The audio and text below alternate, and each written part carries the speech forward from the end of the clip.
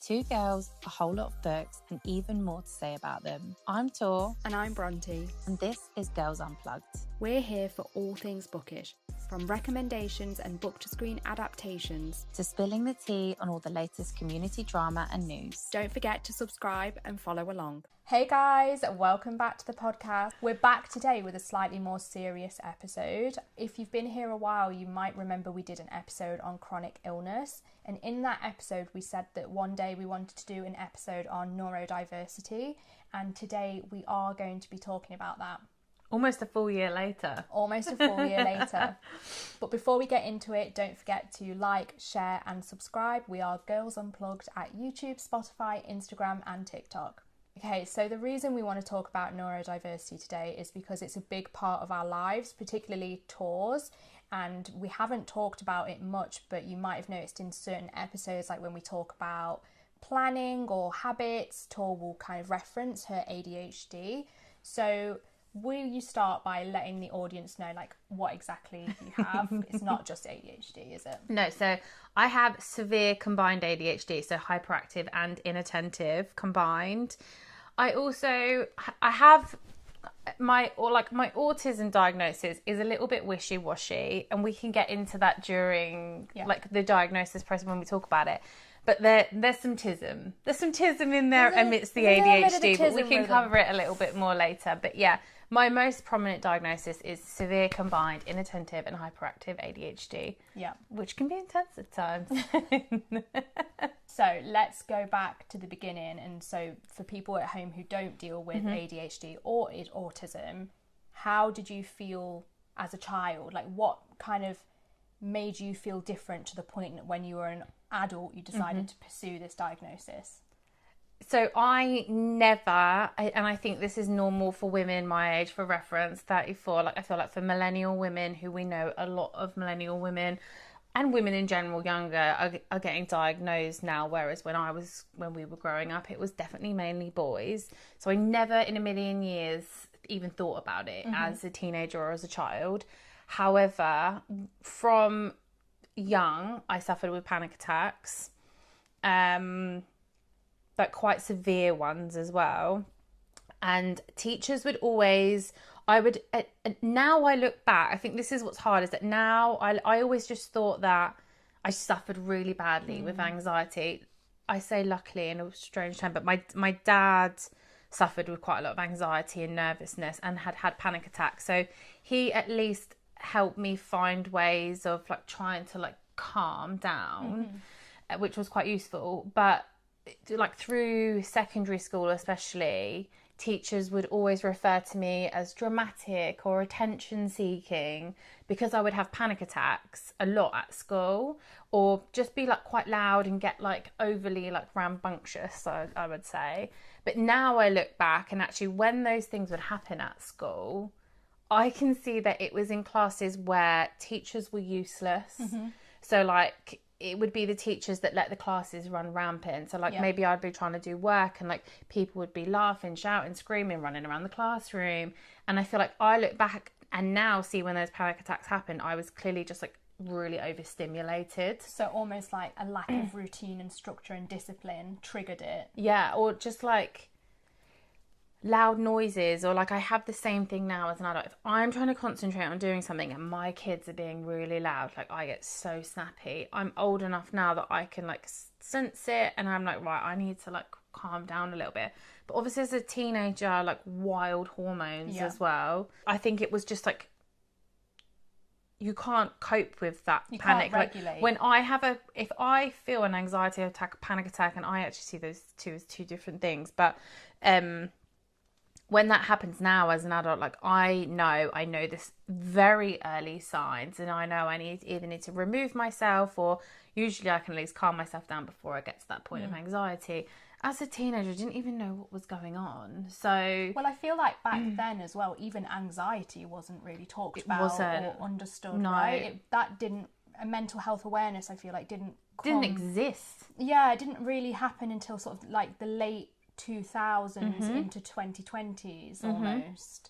So even that by itself must have been incredibly difficult. Yeah, 100%.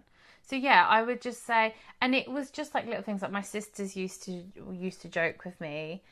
I'd do something like really like just like overly like, I would get worked up about something, or like changes in patterns or behaviours or situations, and I get so worked up about it, or just something weird. And I think I've said this on here before, but me and Ellie especially always just be like, autism, like that was like a little thing, was like twisted the finger, because we were just like, just things that people started to associate with that. And I never thought of ADHD. Autism was more on my radar from a younger age because of sensory issues. Like I'm weird with things on my skin, clothes that I wear. I've always had problems with like sensory things to do with eating. So fruit, vegetables, meats, like I can eat one weird piece of meat and I won't, like I have before eaten one weird piece of meat in a soup, and I haven't eaten meat for 2 years. So I mean, I can understand that, because I think it is a lot of people would find meat quite difficult, because it's freaky. It is freaky. Yeah. It's like an actual dead It is. Sorry, I'm not trying to creep people out or turn you vegetarian like me, but even just to think, if you deep it too much, it is a weird thing. Yeah. Okay, so obviously we've talked about, how it affected you as a teen without you really realising at the time. But while all this was going on, did you feel misunderstood? Did you feel like people didn't really understand you, especially people your own age? Yes. I mean, I have an amazing group of friends.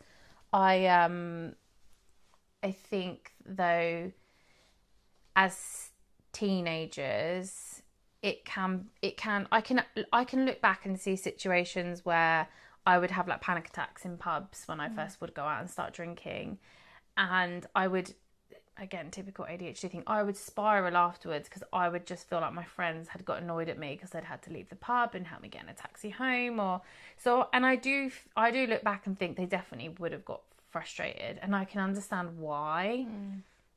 Because you're 20 years old and you're out at the pub and your friends having a meltdown, and people, everyone, that wasn't happening to other people, so why was it happening to me, kind of thing. Well, so I definitely felt misunderstood at times. When you're that age anyway, you are naturally selfish.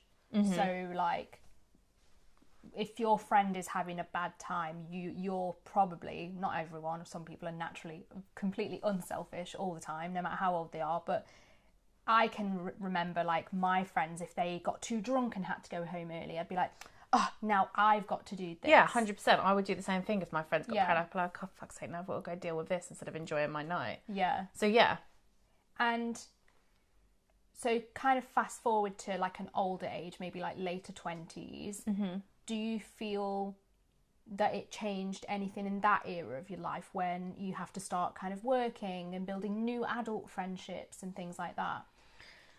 I feel like it has affected me in every single stage of life, even when I didn't know it at the time. Like, I think back to times at work, I have always been very ambitious and driven, and I found it really hard to understand why I had days where, at a time where I could hardly concentrate on doing a single thing. Where people would be like working on project decks and I would literally look at a screen for hours and not do anything, to then like it would be half an hour before I had to go into a meeting about something and I would do 3 people's worth of work in half an hour. Like it would just, and I always found it so weird. But again, even then at like 23, 24, 25, I never even considered it could have been ADHD. Yeah. I think it's definitely affected me in every single area of my life at all ages, and I just didn't know it until I knew it. Yeah. I think what you said then is probably like quite important for people at home who maybe can relate, of that doing 3 hours or 3 people's worth of work in half an hour. That ADHD paralysis is something we hear about a lot on, if you ever, you guys at home might get this too, like those social media videos that are sort of like, do you have ADHD? Like, here's 5 signs of ADHD. I feel like that is one specific, a very typical one. Yeah, it's one that comes up a lot, and probably a lot of people can relate to that. And it's really interesting for me to hear that, because I'm the complete opposite, in the sense that I'm not like that. Like, I can't physically do that because I would be so stressed. Yeah. And so it's just really interesting, isn't it, to see the differences in people's personality, and why we're talking about the differences will make sense later. But yeah, it's just interesting, I think, to kind of hear your approach, especially because I don't perceive you that way. Yeah. I mean, yes, when we're planning podcasts and stuff, we might say, oh God, we've left this last minute, or we haven't done this. But I don't think of you as someone who leaves everything until last minute or gets paralysed by things, or... I think that I have become very type A as a coping mechanism, though. Yeah. I feel like that's really how it developed. Like, when I look at my life, like, and my childhood, my teens, like, coming into an adult, I slowly started to see that order helped support the chaos in my brain. Whereas, like, my external environment used to reflect my internal environment. Yeah. Whereas now I create like a peaceful external environment to help calm my internal chaos. So, like, even from like as a teenager, my bedroom was dirty, messy, it was a nightmare, to, like, you know, Brontey now, like, comes into my house, typically everything's like clean, tidy, like everything has a place, every drawer has organizers, like even to like my kids' clothes drawers, like organizers for everything, trousers are rolled up, outfits are rolled up, like it's a bit wild. But that was for me, was a, you know, that's how the coping mechanism that I built to it's manage. It's almost like a technique rather than a coping mechanism, isn't it? It's something that you found works for you to help manage the condition. And I think that's like really useful for people to hear, because sometimes, like, for instance, if I listen to an episode on chronic illness, I don't just want to know how you feel about the condition or what it does to you. I want to know how you manage it, or like what works for you, or what tips. What gives you a better quality of life. Yeah, exactly. So people knowing, oh, actually putting those organisational practices into place could help me in the long run, even though it feels really difficult at the time to do it. I think it's important for you guys to know at home as well that I became friends with Tor probably about a year before you sought your diagnosis, right? Yeah, probably. So most of our friendship, I've known you post-diagnosis. Yeah, probably, actually. Which is obviously How long have we known each other now? Well, I've been on Book Talk 4 years this March. So, yeah, about 4 years. So, yeah, it would have been about a year before I got diagnosed then. Yeah, probably. Yeah. Maybe a bit longer. So, let's go on to that then, the diagnosis period. What was it that pushed you to finally seek a diagnosis and get some answers? So when, although me and my sister Ellie had always joked about the autism thing, during COVID lockdown, I'd had Zola, and I think that pregnancy and child, not necessarily the birth, but having a child, exacerbated how intense all of these things were for me. Well, almost like what you said about being a teenager, right? You have these surging hormones again that make it already difficult to regulate yourself. Yeah, 100%. And, you know, you're overstimulated. I didn't really realise the coping mechanisms I'd put in place to, like, regulate myself. Just, like, quieter evenings, certain routines I had to, like, calm down, like, again, back to the, like, external environment. Before I had Zola, I would spend 4 hours to 5 hours every Sunday cleaning and tidying my house top to bottom, like every single week. Even things like that being gone, those changes in routines, it just, and my postnatal depression was so intense. And I think it was a mixture of traumatic birth, COVID, but also all those changes in routines for me was really hard, and I couldn't do anything about it because there was a child on my hip that relied on me for everything. And Ellie was living here at the time, and it was just, who's my sister for reference, and she had started to, you know, make comments about the autism thing for myself, for herself, and we did this like stupid online test thing. We've all been there. And it was like, oh yeah, like high probability of autism. And I was like, oh, wild. This is funny. And And then actually what triggered the ADHD thing and the diagnosis process was my stepdaughter. Hopefully she doesn't mind me talking about her on here.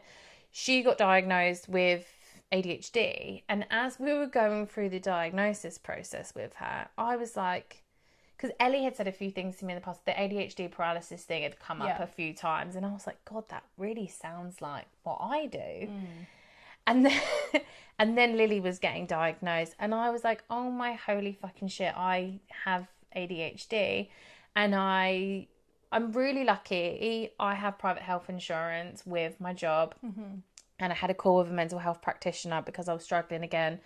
I'd had Enzo by this point. So it was a slow realization process for me. I had a call with a mental health practitioner. I was talking to them about this stuff, and they was like, I think that we should think about, you having some testing done. And he went through so for me, when you go through an ADHD diagnosis process, there's a list, and autism, there's a list of 10 questions for each thing that you have to answer against.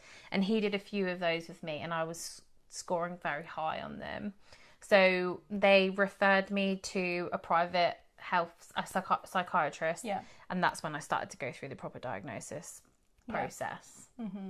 So then presumably you got the diagnosis fairly quickly after undertaking all of the kind of so process. For anyone that doesn't know, because I know that and part of the reason we wanted to do this episode, which we didn't mention earlier, is quite a few people have come to me since getting diagnosed, because I've been through a bit of a journey with it, medications, trying to deal with it myself. I feel like I just give off that big sister energy sometimes about these things. You are eldest sister anyway, which we all know in our group. And you do kind of, I mean, it's I feel like I'm the wrong person to talk about this because I'm a younger sister with an older sister anyway. But to me, Tor does very much give off elder sister vibes, can talk to her about these things and get advice. But also, aside from that, Tor is very, very productive. She's very successful. If you were looking at Tor's life, you would be like, what a fucking boss. And, thank you. Well, it's true. You guys obviously don't know this because you just see the bookish side of our lives, but Tor has a great career, lovely big house, she's in a happy relationship with beautiful children, and that is quite a feat to have in this day and age with a neurotypical brain, let alone dealing with neurodiversity. So if you're thinking of you have those conditions yourself, she's the perfect person to go to, because it's well, you're managing this really well. How can I do that? That's so nice, thank you. You're welcome. Wow, that really inflated my ego. Anyway, where do we get to? So diagnosis process, questionnaire, and this is where the diagnosis process got quite interesting for me, because you go through a questionnaire, and the psychiatrist said to me, he was like, we have to do the testing, but I don't need to do the official test to tell you that you have ADHD. Yeah. 100%. He was like, the autism questions were a bit mixed. So we went through a lot of so we went from these questionnaires to talking things through. And he was like, I would definitely say that you have both. We have to put you through the official testing, which we did. So my official diagnosis on my autism test was that I was very borderline, kind of almost below the line of it. But when I had my final consultation with him, before that, I also had to do a masking kind of questionnaire thing. My masking scores were top. Yeah. As high as they can go.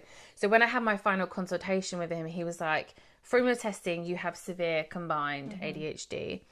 Autism, he was like, your test was just below the borderline. Your masking was right above. And actually the talking kind of therapy session that we did on you would actually definitely indicate you have it.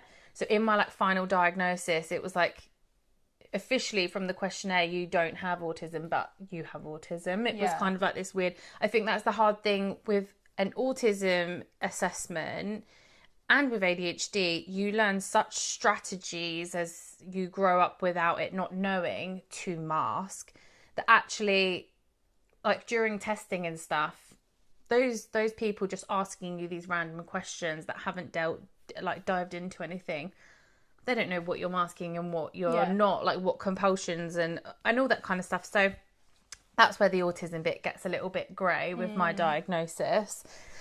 But I just found it really, I was really emotional afterwards, but like up and down, kind of like in a happy way, because I just felt very validated. Yeah, you finally had answers to what was actually going on rather than just anxiety that seemingly was being portrayed as being a drama queen, or you know, all of these things that people had said to you as well were not true. They were actually your behaviours were part of an undiagnosed condition, not something that was a choice. Honestly, one of my first thoughts was I would love to call my old teachers and be like, fuck you, because my head of year really didn't like me, and he really thought that I was just like over dramatic and attention seeking and like difficult, even though I wasn't actually a particularly naughty kid. And I think people like that I always want to give the big fuck you to. I think it's very disappointing when people who are in positions dealing with children seemingly have no empathy or understanding of, because even if it wasn't ADHD or autism, right, you could have been going through something really horrible at home that they didn't know about.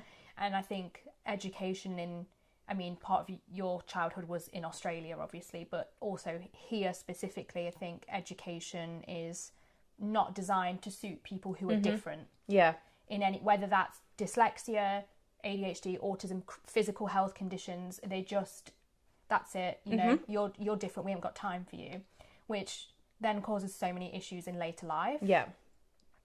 But to kind of finish talking about the diagnosis process for you, once you had that diagnosis and you could sort of process, you know, that yes, you were dealing with these things, was there anything that suddenly made sense for the first time for you?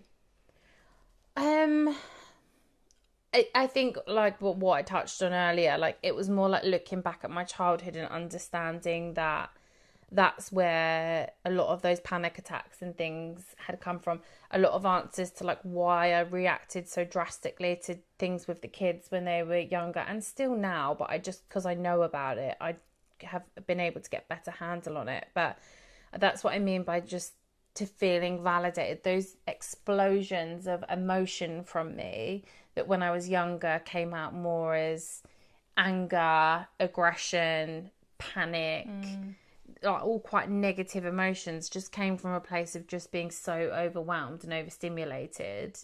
And I just think for anyone out there, I feel like it's quite hard now, even thinking about getting a diagnosis, because it feels like everyone's getting slapped with a label. But I do, and I have certain feelings still around children getting diagnosed too young. Won't go into it too much, but already teachers are talking about my daughter Zola with different neurodiversity conditions, and I feel very on the fence about how I want to go about that, because I do think, and this will probably be controversial to some people listening that have children or are teenagers maybe, I think that teenagers these days are already quite entitled and lazy in a lot of circumstances. And I think that a lot of children getting diagnosed with it so young are using it as an excuse. I'm actually personally really glad I didn't get diagnosed as a child or as a teenager, because I learned ways to deal with it and manage it and still have a successful career. I think a lot of, I see it with my own eyes, like people use it as an excuse, and I think that that's really sad, because I think I personally would never want to live my life without it. I think it's my superpower, not a detriment to my personality or my ability to do things. And I think, you know, a lot of people do use it as an excuse. So for anyone thinking about getting diagnosed, I recommend it. If you, not to say that you'll do anything about it, and maybe we can touch on this again shortly, because medication isn't for everyone. For me personally, it was actually the worst thing I could have done. I'm glad I tried it. But I just think it's good to know, because then you can, you know, figure out if you want to do anything about it, if you want to try medication, if you want to try different coping mechanisms. And, you know, for anyone like me that grew up kind of feeling like they were being attacked by people that were supposed to look out for them, then, you know, it's a very validating experience, as you may be about to find out, because you're going through your own diagnosis process at the minute, albeit a bit different to me. I am. Yeah, mine's a little bit different to Tor's, in the sense that I'm being investigated for... I say investigated, that sounds very criminal, doesn't it? It sounds like I've been up to something. I'm being looked at and assessed for autism. And I've been through the initial stage, and that was where the assessor said to me that they didn't think there was any ADHD. So mine is obviously very different in that aspect. And mine's also different to Tor's, in the sense that I very much knew there was something different as a child. Like, for as long as I can remember, I did not feel like other kids my age, did not feel like other teenagers my age. My whole family used to joke that I was like a little old woman, or that I was like an old soul. And I always see memes about that where people say, "You're an old soul." No, I'm just autistic. So it probably does fit. But it was first suggested to my mum that I was autistic when I was like a toddler, and it was suggested by a health visitor. I would only eat very certain foods, which were biscuits, yogurt and cereal. And the assessor said to my mum that it's because there's a chemical that is quite addictive to autistic children, apparently. Something in that.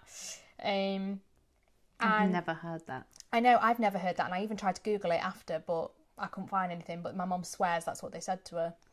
So anyway, take that with a pinch of salt. But yeah, there was just also certain other behaviours, like I just screamed constantly as a child. I never slept, like, ever. I was quite aggressive towards my sister. I was completely different in every single way to how you are now. Yeah, and how I was, like, as a toddler to a child, I switched dramatically.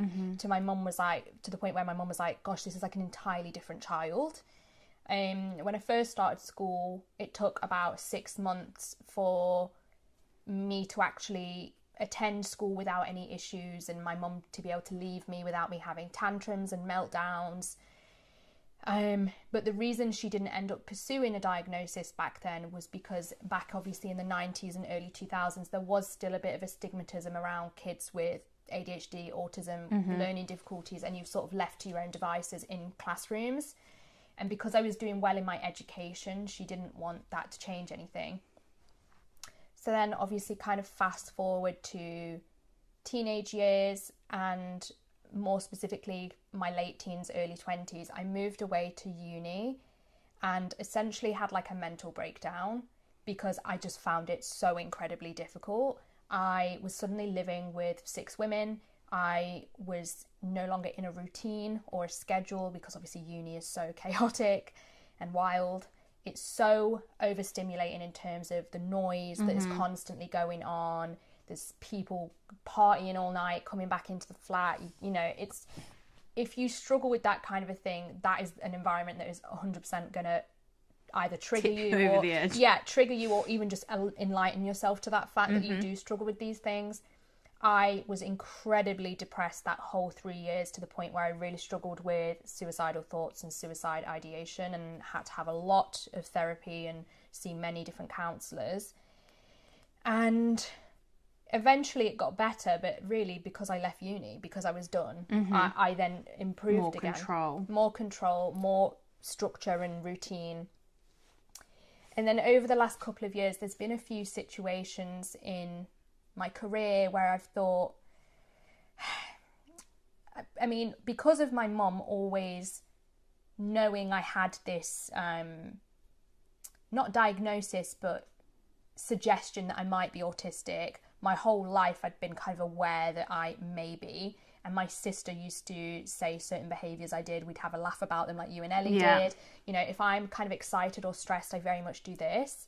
Also, if I'm like like everything kind of comes out in hand movements. We're so the same with that. We're so bad. I'm always like, and people point it out, like people who don't know that I might be autistic point it out. Do you remember that person on my TikTok video? It was like, I really love this video, but can you please stop tapping your book? I was like, fuck you. Yeah, stuff like that. Or I've often been told that when people first meet me, they think I'm a bitch. And then they get to know me and they no longer think that. We have so many things like this in common. Yeah, I've constantly got resting bitch face. Just so many different things. And then socially, I always struggled. Like, it wasn't until my late 20s that I felt comfortable in big groups of people, or that I could start new conversations with strangers myself and things like that. It was all very clear to me for my whole life that there was something going on. And I also have many different diagnoses. So panic disorder, generalized anxiety disorder, depression. I was diagnosed with agoraphobia at one point. And like some of them made sense, but some of them didn't. They never felt quite right. So anyway, when I started to have these issues at work, I would say, I don't really want to go too much into that, but I had some issues at work, and I then thought maybe I should pursue a diagnosis, because if I have got that, I can find coping mechanisms to deal with certain situations that I'm not very good at dealing with. And those are usually around conflict. I'm really bad with conflict. So I decided to seek a diagnosis, and similarly to Tor, I'm in a really fortunate position where I can go private. And one of the reasons I specifically wanted to go private is because I know that the NHS uses a diagnostic criteria that's aimed at men still now. And I know what the NHS is like at the moment, and I just wanted to avoid that. So I've actually gone for a company that specialises in autism and ADHD in women. I'm obviously not formally diagnosed at the moment, but I had the stage of the assessment where it was like, there's a strong likelihood that you are autistic. And part of what I wanted to talk about with the diagnosis and the assessment at the moment is how much more difficult it's been than I expected it to be, which Tor already knows because I've spoken to her about it. Big sister again. But essentially, like Tor, I did this initial questionnaire, except mine was quite long. It was like, I want to say like 100 questions. And then you have an appointment with a psychiatrist who does that initial assessment, and they ask you loads of questions, and that took about an hour and a half. And then now they give you all of these different forms that are about your childhood, and like you have to have someone in your family fill them in as well. And that's, I had to do that. Yeah, that's the bit I found quite tough, because a lot of the questions are like, oh, did you struggle with this? And you're like, wait, actually, yes, I did. But it's for every single question. And so then you start to realise how difficult actually you've had It's hard, isn't it? It's really hard, because you think, gosh, like, yes, I had a happy childhood, but like, what would it have been like if I knew this? And I totally get what you were saying about actually sometimes, you know, it can be to your detriment to know that young, because it impacts how you think about yourself and how you develop and things. But in some ways I can't help but think, would I have been even more successful if I had that support? But you can't think that too much. It's always if, buts and maybes in these situations, I think, isn't it? Like you can never predict what an alternative reality might have looked like. Exactly. If only we could. Yeah, I know. Slide indoors. Well, some of the things that they ask you, though, for the autism one are, like, really wild. And I don't know yet what the connection is. But it will be like, did you struggle with fine motor skills as a kid, like learning to tie your laces or ride a bike? I had to literally, like, tell my sister these questions, because I was like, Whitney, did I struggle with tying my laces? Yeah, like, how do you remember? Like, my parents hardly remembered anything when I was asking the questions as well. Remembered this because, yes, I couldn't tie my laces until I was 7 years old. I couldn't either, actually, and I found it really difficult to ride a bike. I still can't ride a bike properly. I will avoid it at all costs, and it would be... That's so funny, so do I!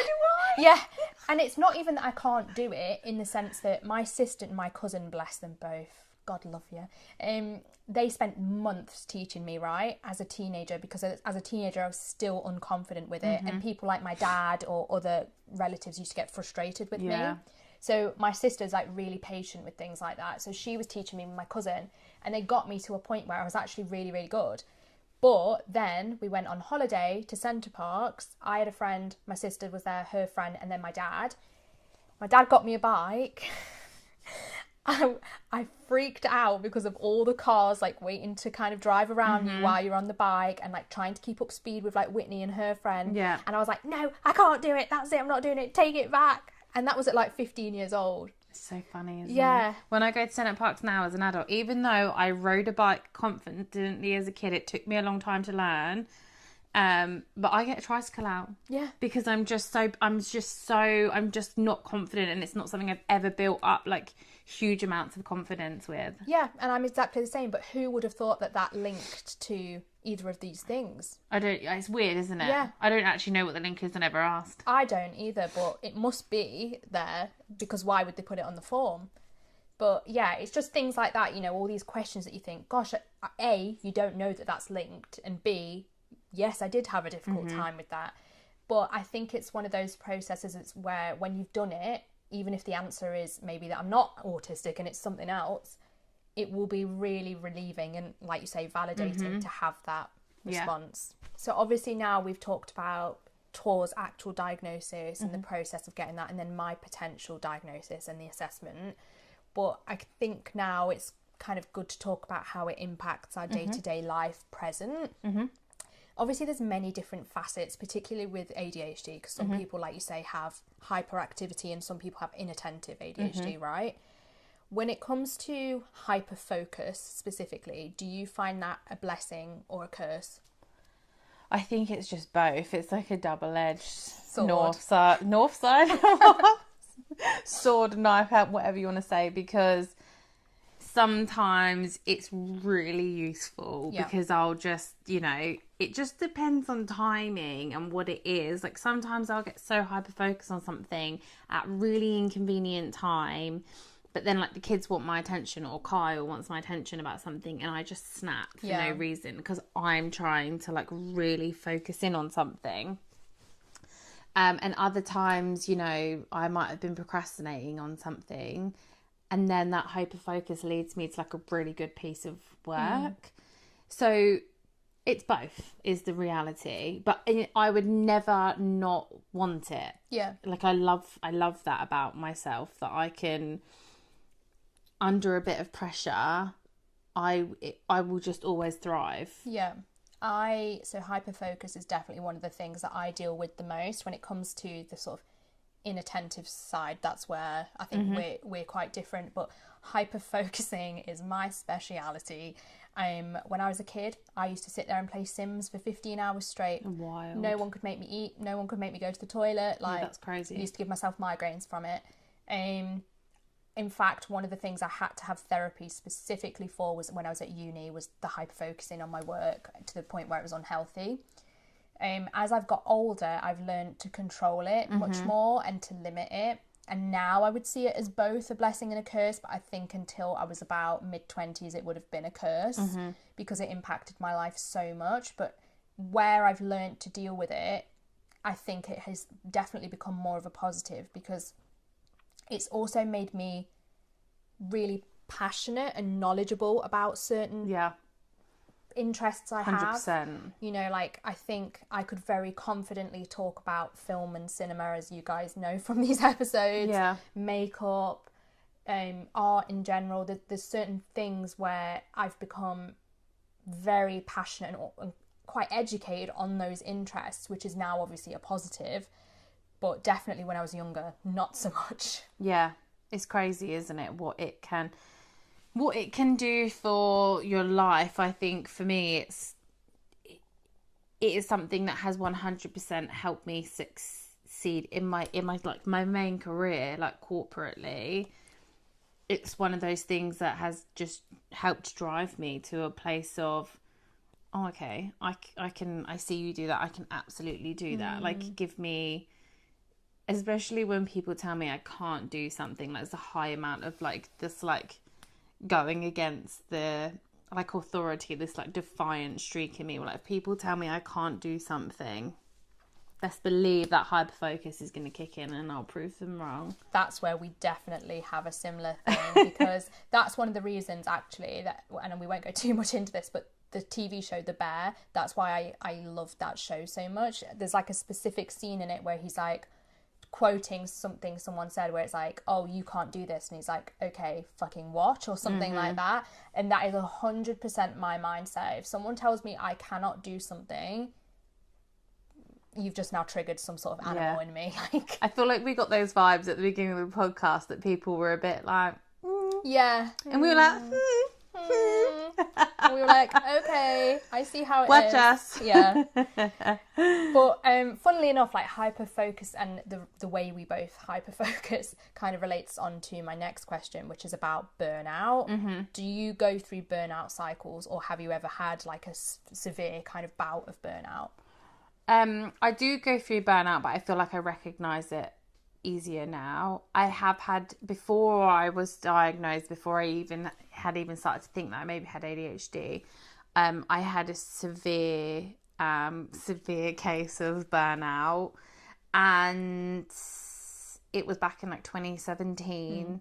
I just not long moved in at Kyle's parents' house, and I'd progressed through my career within HR really quickly by this point. I'd kind of gone from an EA to a business partner in a couple of years. And it was really highly pressurised. And I had a lot going on in my personal life, which we won't go into, that kind of like stemmed from childhood and just like certain things happening in my adult life that kind of made me really have to like confront a lot of things about my childhood. And I just think I hit this wall of burnout, and I couldn't leave my house for months. It was really, really bad. And that all came down to like panic attacks and like the anxiety. And again, like after finding out about my diagnosis, I reflected on that time specifically a lot. And I was like, oh wow, like I 100% see the correlation between like my ADHD, the panic attacks I was having, partly like hormonal as well, because my ADHD is almost like worsened at certain times during my cycle, and like my autistic tendencies as well, because they kind of like war against each other sometimes, because they kind of have these different traits. And yeah, I thank God again that I had private health insurance, because it was really easy for me to get to therapy and just start to improve my coping mechanisms. But now I notice it quicker, and I kind of, again, I mean, we've spoken about this before on the pod, like I'm not very good at saying no to things, and I almost am productive in itself as a coping mechanism. But I do at least recognise I'm getting to a point that I need a break, and normally that looks like me either, like this weekend I'm going to Amy's house to just like get away from the kids, get away from work, get away from everything, and just sit and watch TV for an afternoon with her, or like get the kids to go to my mother-in-law's, and but not make plans, because that's my other thing. Like sometimes I don't just relax. Yeah, which is why I think, not really off topic, but I tend to get really anxious on holiday, and I think that's because it's the only time in my life I ever actually like stop and don't do anything. Yeah, last time she was on holiday, she was trying to film a podcast episode, guys, and she was doing podcast planning, and I was like, I think we can put a pause on that for like 1 or 2 weeks, you know. So yeah, I think that burnout is really I think it's something that people need to take very seriously, and if you're the type of person that gets burnt out quite easily and you've ever thought about having ADHD, then I definitely recommend getting a diagnosis, because I think people with neurodivergent tendencies tend to crash a lot harder than neurotypical people.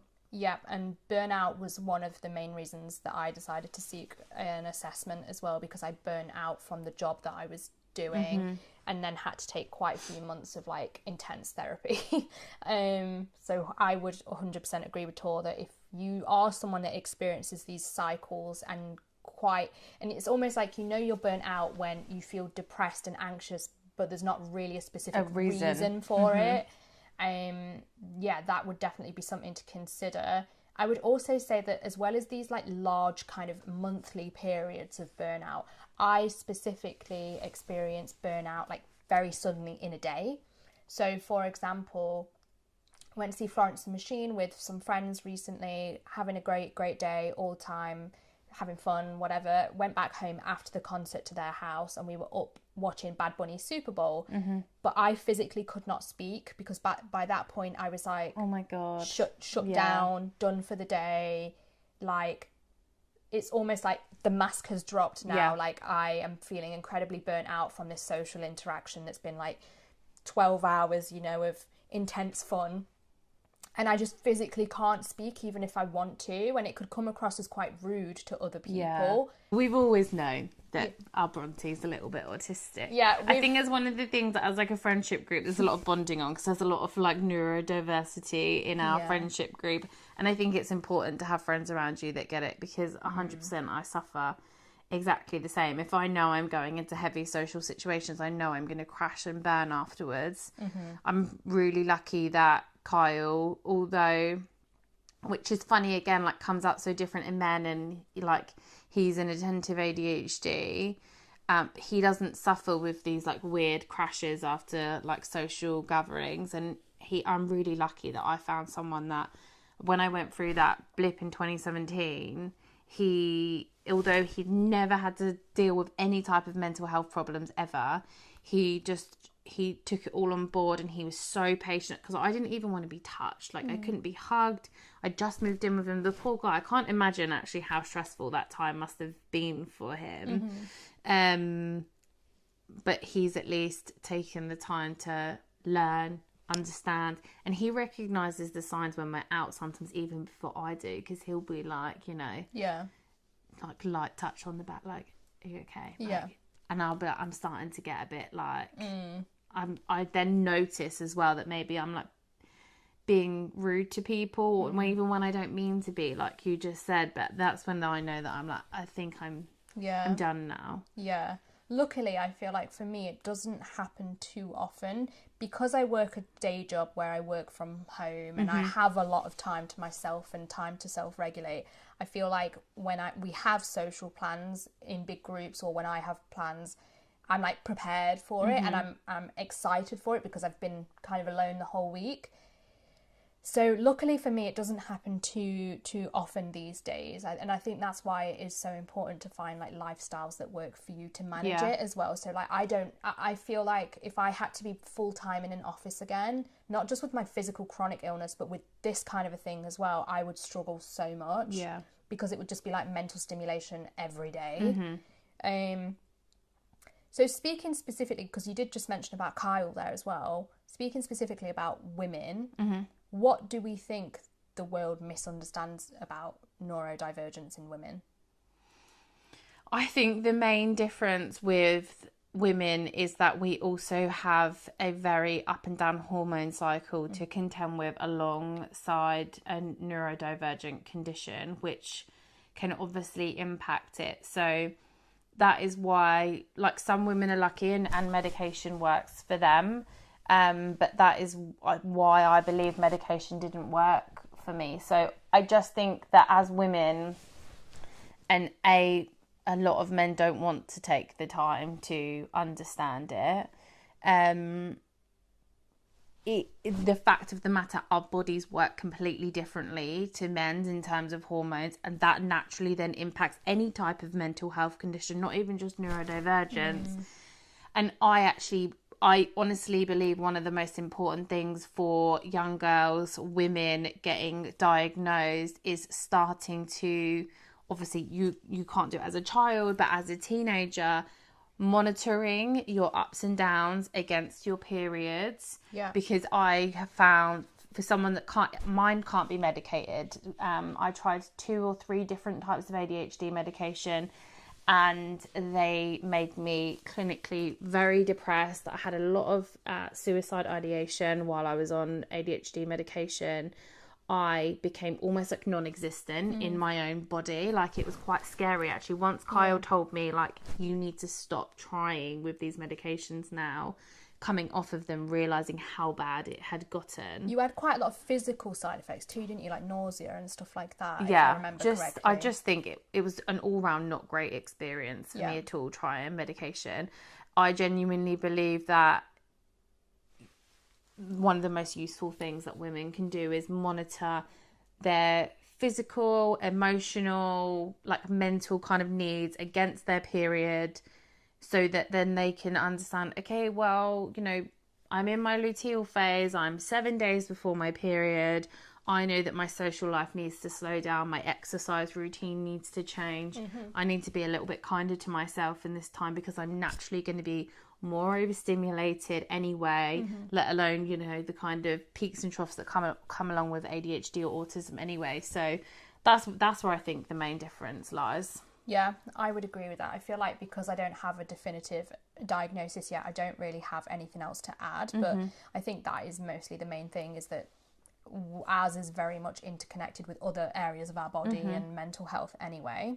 Well, I feel like that's maybe enough on that. I don't know. I feel like I genuinely hope it was useful to even my thought process when we talk about these more serious topics, or when I give advice on things. I always think, if I can just even help one person feel more understood. I was watching a podcast myself the other day. Jamie Lang was interviewing Olivia Atwood, and she was talking about like her experiences, and it just, so again, that word validating, like understanding that other people out there that have successful careers or, you know, just anything, like to know that there is connection there. I think with other people, know that our DMs are always open. Like if you ever feel like you need to like think something through, or you have questions, you know that, you know, people are out there that understand. And yeah, I hope this helps just even one person. Yeah, definitely. And if you do have any questions about the assessment process, or, you know, anything like more technical that we haven't maybe covered, you can leave them below, or, you know, get in touch with us on Instagram or whatever it is, and hopefully we can help more there as well. So that's a wrap on today. We hope you liked a more serious side of chat, because we haven't done one in a little while. Yeah, we haven't. We definitely haven't. Let us know if you do like these types of episodes and you'd like to see more. Yeah. See you guys. Bye.